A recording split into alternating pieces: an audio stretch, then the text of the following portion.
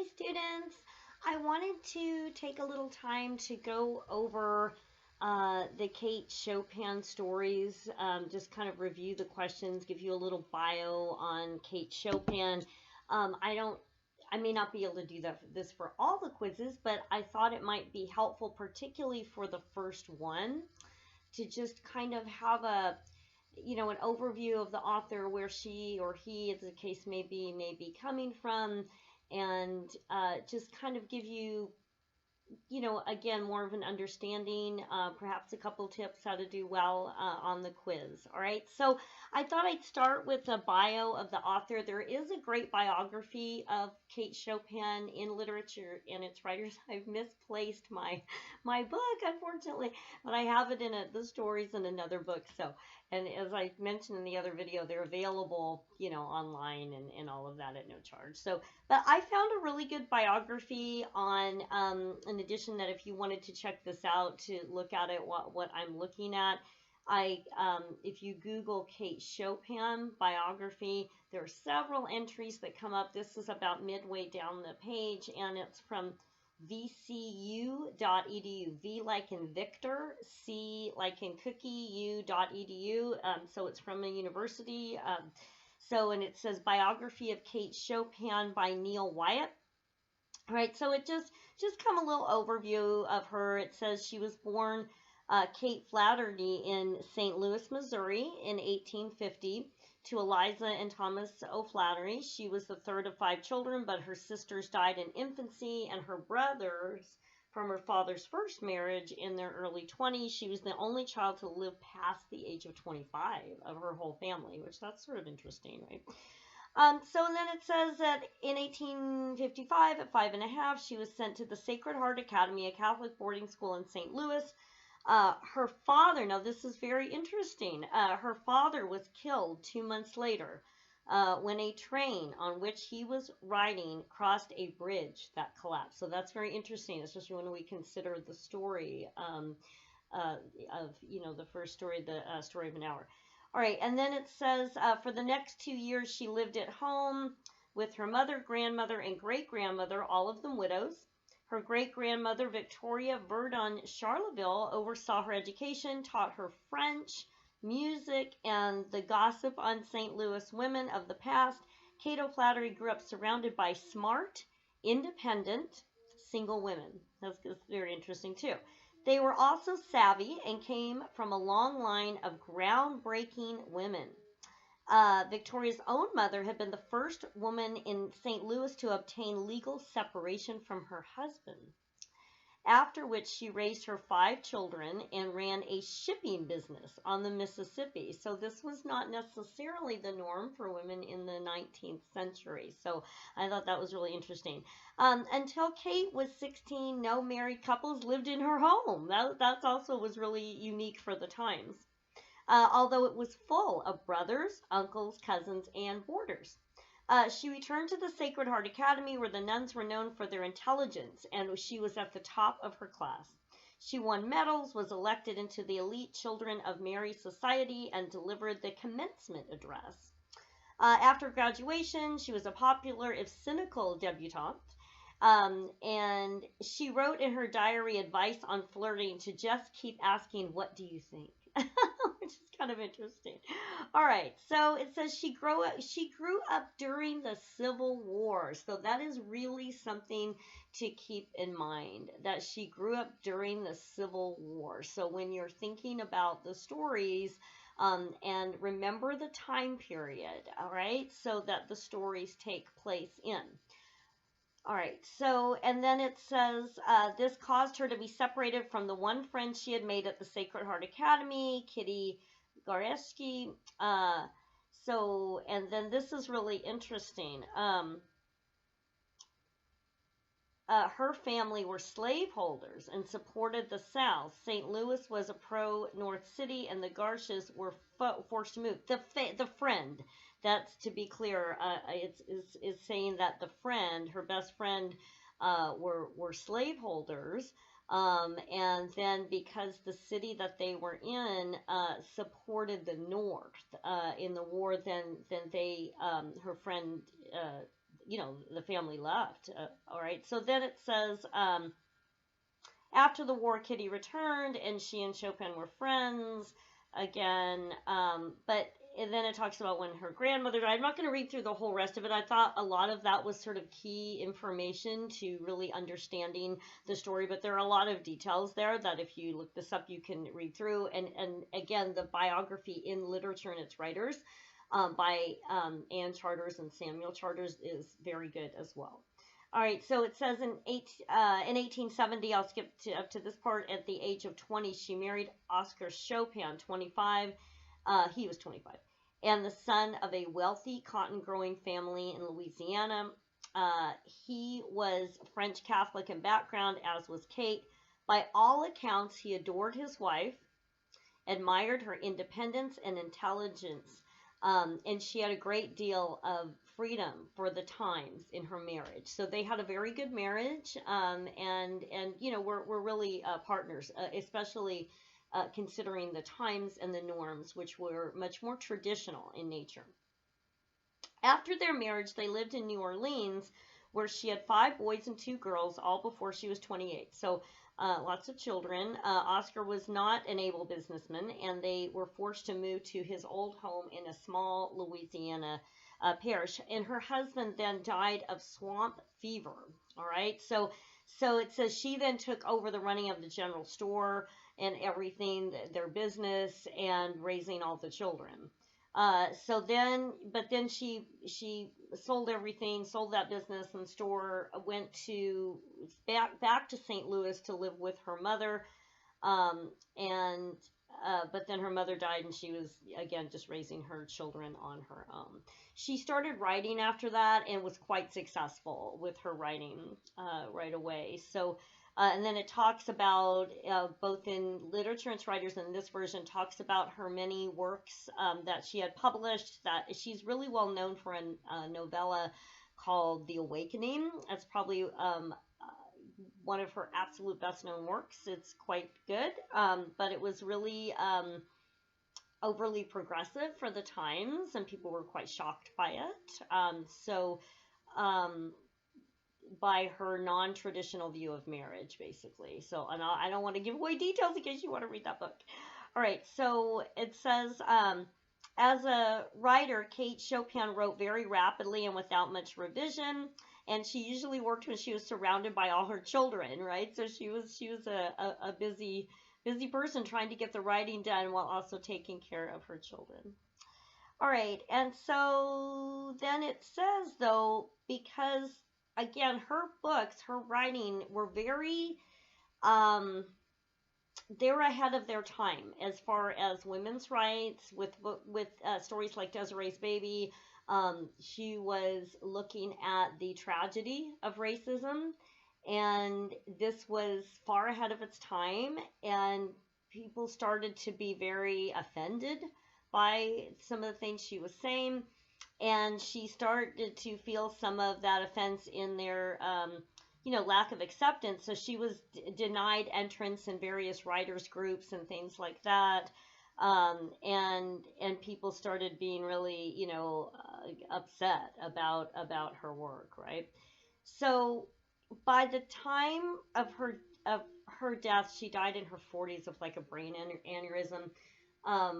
She really was not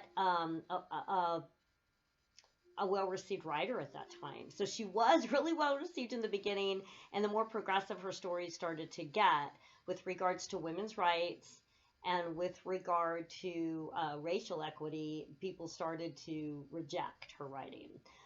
And so by the time she died, she really was not an accepted popular writer at the time. But then, after her death, really in the 1970s, she was rediscovered by people that looked at it, almost 100 years later and went, wow, she really had something to say, and she was really ahead of her time. And of course, what she was dealing with fit. People, we had made progress in society, and people could take that in more. So now we consider her to be, really in this canon of important writers, important American writers. So All right, so that's just kind of an overview of Kate Chopin. I wanted to do that so that you could have an understanding of where she might be coming from, right? That she was rather ahead of her time, and that also that just remembering the times in which these stories were written. They were not written today, right? So they were written a long time ago, and they took place, particularly Desiree's. We don't know the exact location that the story of an hour is supposed to take place, but it doesn't say in the story. But in Desiree's Baby, this took place in the South, and the reason that we know that is that it took place during the time of slavery. It was written after slavery, but took place in the time of slavery. So that was the society at that time, and so you've kind of got to put yourself in reading that story in those times.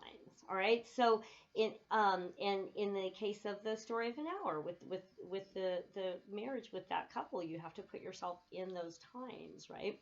All right. So that said, I wanted to just go over a couple of tips about for success about the quiz, and then I thought we'd go through the questions. So one tip is that for every, well, again, I mentioned this in the welcome video, but I want to mention it now. For every quiz, I have the same format, so it's very consistent. 4 questions and 1 bonus question. So the 4 questions are just questions in which, that's the question. What am I saying? I'm trying to like overanalyze this. It's the question, right? But what I'm trying to say is that you have your question, and then those are all going to be directly from the study guide.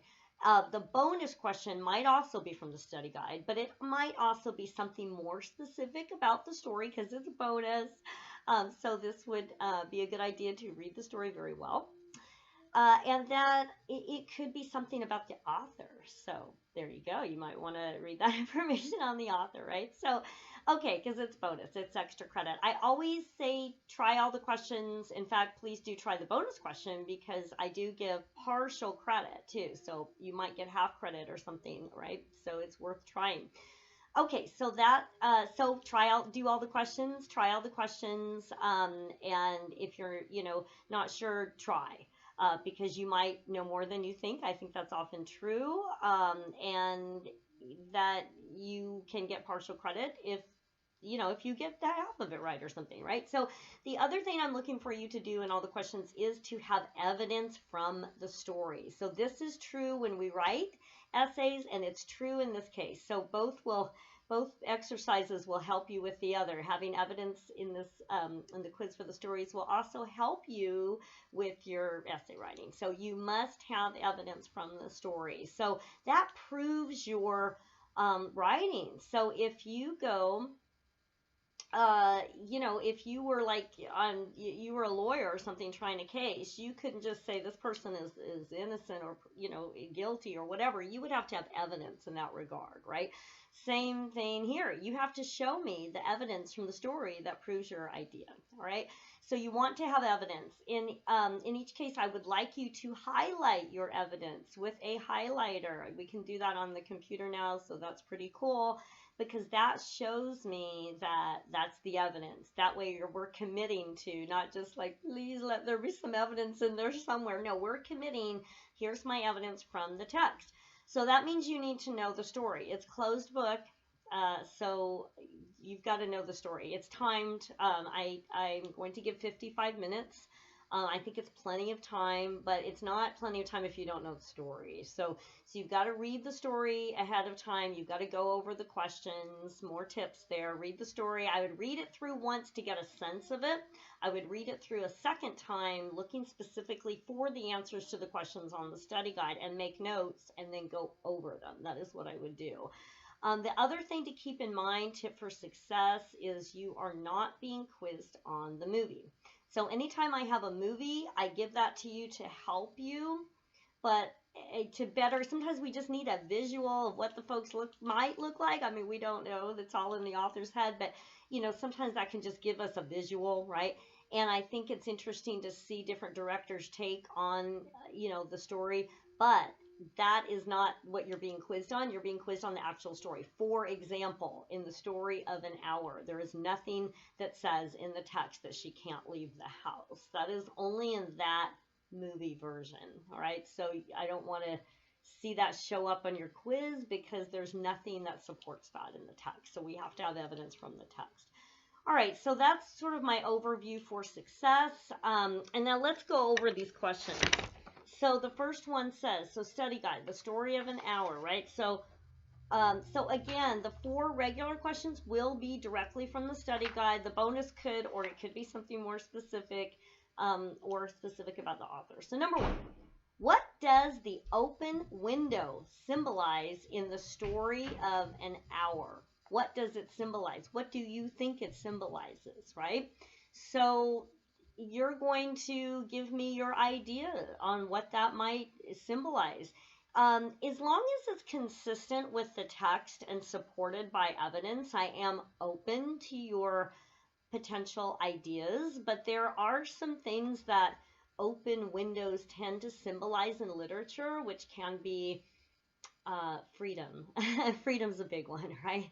Freedom could be window of opportunity, could be, new chapter, right? Something like that. And then you need your evidence from the text, though. So you don't want to just say, oh, freedom. She said freedom. All right, good. That's great. One word, freedom. That's a good start, but why? I mean, explain it, and then you need the evidence from the text. Well, what would the evidence from the text be? What do I mean by that? So this is why I wanted to go over it this time to kind of give you an example.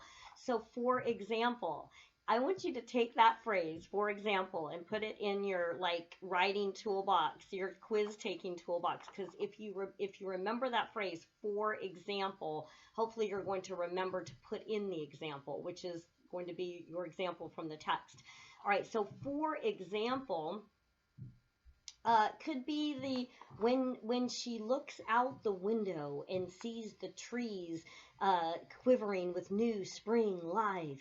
That just seems like new life dawning, new chapter for her, new opportunity, something like that. So you can use a quote from the text. So that might mean that, yes, you might want to memorize something if it goes along with this, right? But I'm not looking for oh my gosh, you missed a word in that quote. Well, that's a 0. No, not that. But you need some evidence. You need a quote. You need to describe something. Or the scene when this happens and you describe it very specifically. That's fine, okay? But not just, well, it means freedom. Okay, well, why does it mean freedom? And give me some evidence from the text, right? So in order to really be successful in the text, you've got to specifically answer it in your own words, right? And you need to provide evidence from the text. That brings up another tip, right? So this is closed book. So if you're Googling the answers, seriously, that is a major problem. It's plagiarism, because I'm not quizzing random people from the internet on this. I'm quizzing you. So where that shows up is I start going, wow, that just sounds really familiar. And then I look it up, and it's an answer that someone has provided in some kind of internet forum or Wikipedia or whatever, right? That's a 0. I mean, that just is not, you're not doing the task at hand, and it's plagiarism. We've already talked about that in the welcome video. So don't do that. We'll probably be using that Proctor lockdown thing. I'm calling it the thing. Device, whatever it is, after the first quiz. The first quiz, I just think there's enough going on that let's just do this and let's just do it straightforward. But again, it's closed book. All right, so here we go. All right, let's go to the next one, because otherwise this is going to take hours, right? And I'll put everybody to sleep. No pillows. All right, number 2. What does, oh my gosh, not what, why? Number 2, there's a typo. It should say why, not what, why. So just take a pen and cross that out, put why. Why does Kate Chopin, the author, Kate Chopin is the author, remember, have Mrs. Mallard frequently referring to freedom in the story of an hour? So Mrs. Mallard is the character, Kate Chopin is the author. Why does the author have her own character referring to freedom? And she does specifically refer to freedom in the story. Why do you think that? So this would likely have something to do with what we talked about, Kate Chopin being ahead of her time for women's rights, right? And the situation in the 19th century for women's rights. Put yourself in the 1800s. Women did not have the right to vote nationally until 1920. 1920. Women could usually not own property. They had very few rights as far as um, you know, anything like that, and even making decisions about their own futures in many ways, right? And so most women did not go to college because most women could not be admitted to a college. We always have the outlier folks that are um, blazing a trail, and we need those folks that blaze the trail ahead of us, but they were few and far between, really. And so it was very difficult. And most women did not have careers. There were a few that did, but most did not. Most were very domestic, or worked in helping capacities as far as cleaning people's homes, or things like that. Women could be teachers, as far as, like, you have the one room schoolhouse situation in which they were very poorly paid, but the options were rather limited. All right, so think about that that information in context with the story and what you now know about Kate Chopin. All right, so that's a good perspective to keep in mind. Number 3. Now this is going to the story Desiree's Baby. It says, what became of Desiree and Desiree's baby? Now, what happened to her? What do you think happened to Desiree? So you've got to read the story to know what happened to her. But it's pretty clear. It's pretty clear what happened to her, right? And so you need the evidence, though. So what happened to her? If it has nothing to do with the story, I'm not going to just give you the answer, Harry, because I think you can read the story for it. But it shouldn't say anything like, she ran away and joined the circus or something, because she didn't, right? So, without, going over completely the answer, because I want you to be able to find it. This is college. But just also think of Desiree in that time. Again, what were the options for women at that time, right? So it's easy for us to think in our 21st century society that, well, why didn't Desiree leave? If her husband was rejecting her and he's accusing her of this and that, I'm not going to go into every detail, but that, why didn't she just leave, And you might say, well, her mother sent her that letter that said, come home and bring your child, right? Why didn't she do that? Well, let's think about that. Let's think about that. She, again, no career options. She really had no education. There's no evidence she had any education. There's no career options for her. What was she going to do? And it said that she was heartbroken. So that is human nature. People are still heartbroken today when one is rejected, right? And so she was heartbroken. She was despondent.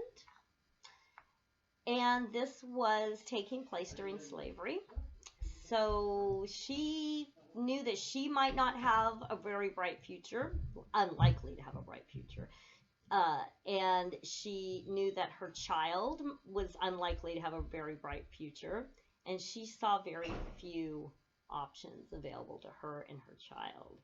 And so this issue also comes up in Toni Morrison's book, Beloved, where a mother does the same, makes a similar choice as Desiree does, because she knows what's going to happen to her child. So Desiree's baby was looking at, would be looking at the possibility of being enslaved. So, you've got to put yourself into this as a very structured society. One group of people was literally enslaving another group of people, and this was the reality of that.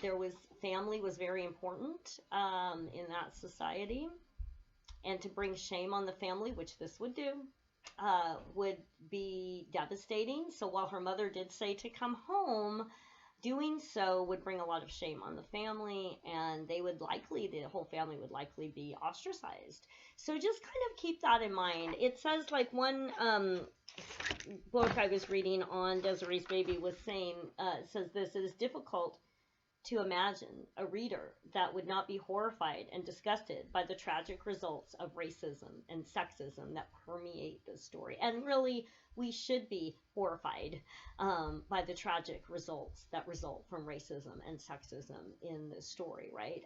We are not living in those times. Thank God we have made some progress. Not enough, but we have made some progress, that we are not where they were then. And so, but you've got to remember to put yourself back in that time period when it's easy to kind of judge Desiree by our society, that we want her to be more empowered, but that was not her experience. All right. Also remember, she was not, it says, the book says she was not dressed for traveling. Her outfit was basically like a nightgown. It says the shoes were not made for traveling. So I'm going to leave you to read more about that. So it says then, give two examples that foreshadow the surprise ending in Desiree's baby. All right, so by foreshadowing is, what are the hints that are coming before the surprise ending? This has a big surprise ending, right? So you need to show in this that you know what the surprise ending is. The two hints are not the surprise ending. You have your surprise ending, and then you have hints to that surprise ending. So remember, like, Armand starts acting really different, right? It says he's madly in love with Desiree in the beginning, right? And he's very happy when the baby's born. Everything's great, right? And then he starts acting different, right? And so, and again, we're putting ourselves during slavery. We're putting ourselves in, Armand was a slaveholder, right? And so now he's looking at the baby differently. He begins to treat Desiree differently.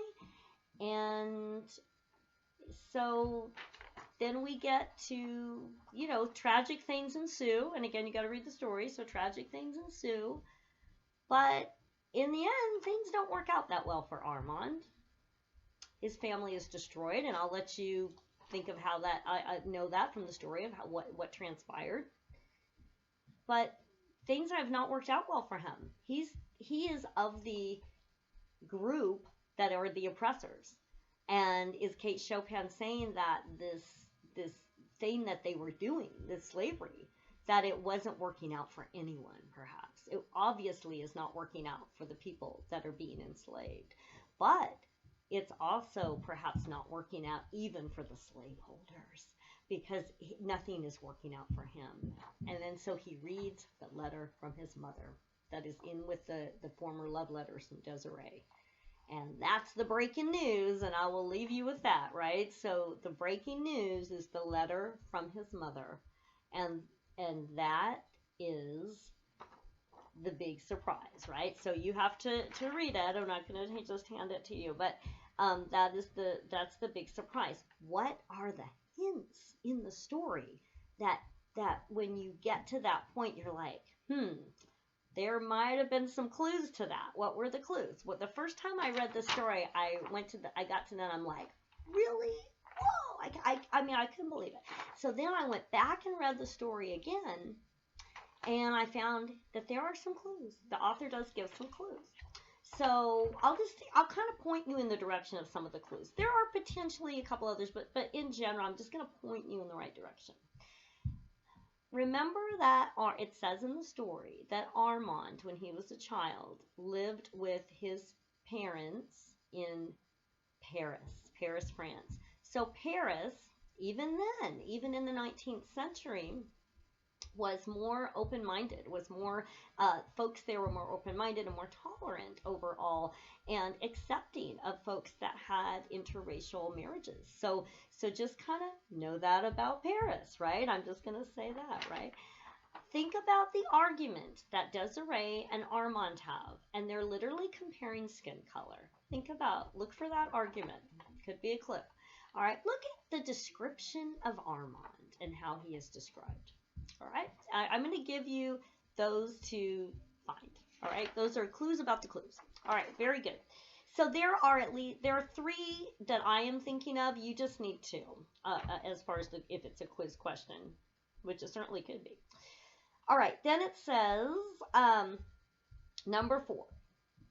That is number 4. Sorry, number 5. Discuss the character of Armand in Desiree's Baby. Is there any way that he is a sympathetic character?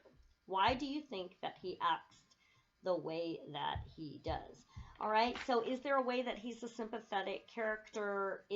You could argue perhaps that he is a product of his society. That again, we have folks that are willing to take on the norms and challenge them and, defy things in a certain way and really, just live their lives anyway. But not everyone's really able to do that, So, and think about what a different time this was. It was in the 20th century, I believe in the 1950s, that we had the Supreme Court case Loving versus the state of Virginia about a couple that was, they were of different races and they were married. This was in the state of Virginia, and hence the name of the Supreme Court case. But they were arrested because they were married to each other. They hadn't committed any crime. They were just married to each other. And this eventually went to the Supreme Court. The Supreme Court did rule in their favor. But this was way before that. So, I mean, again, put yourselves in that time period.